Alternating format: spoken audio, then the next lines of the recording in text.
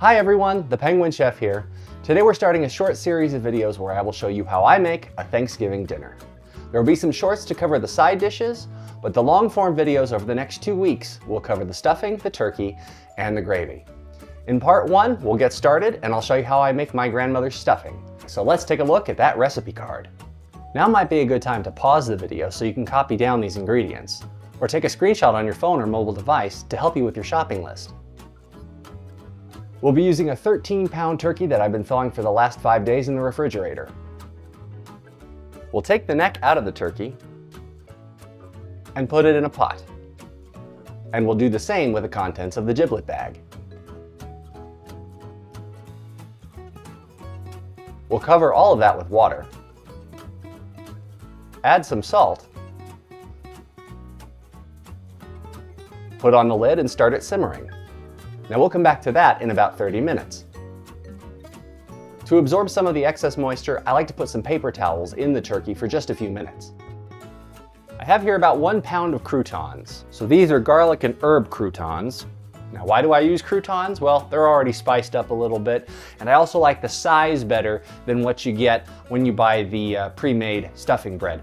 But if you like that stuff, feel free to use it. It's perfectly fine. It'll work just as well. So what we're gonna do is we're gonna go ahead and moisten these croutons with just some chicken broth that I've made.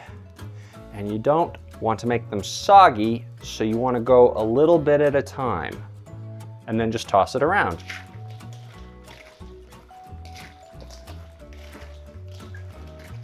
If you don't use all the broth, that's okay. We can use it later when we're making the gravy.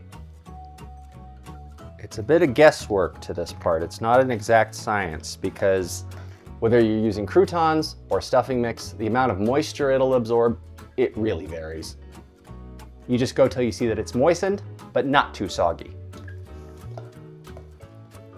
Okay, that looks pretty good.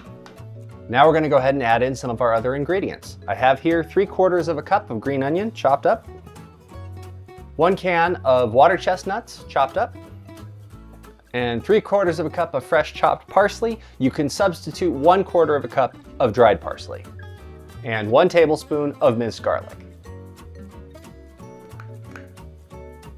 We're gonna go ahead and mix that up.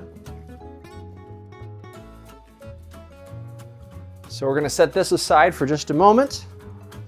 I've got 2 eggs here. We're gonna go ahead and beat those up. Into the eggs, we're gonna put 1 teaspoon of salt and 1/2 teaspoon of paprika. Go ahead and add that to the bowl. Finally, we're gonna add 1 teaspoon of oregano and 1 teaspoon of rubbed sage. And then we mix. That's mixed up enough for now. We're gonna go to the stove. It's been half an hour since we've started our pot simmering. Now, we're going to remove the liver. Go ahead and put the lid back on the pot, and we're gonna let that simmer for another hour. The broth this makes, we will also set aside for the gravy. Then we chop up the liver and add it to the rest of the stuffing. So I got my big pan here on the stove over medium heat, and we're gonna go ahead and add our 6 links of Italian sausage. It's about a pound, pound and a quarter.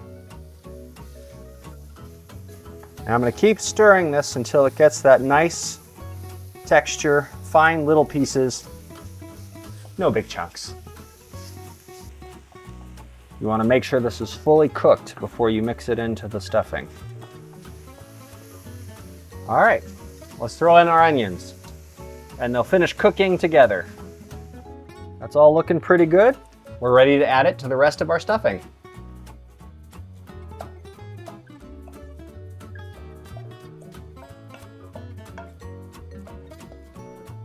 So now we're mixing in not only the onions and sausage, but also the chopped liver. I always thought chopped liver was supposed to be a bad thing. But in this case, it makes it so delicious. So this is all nice and mixed up. The next thing we have to do is prepare our turkey, but we'll save that for part 2. Thanks for watching. Until next time.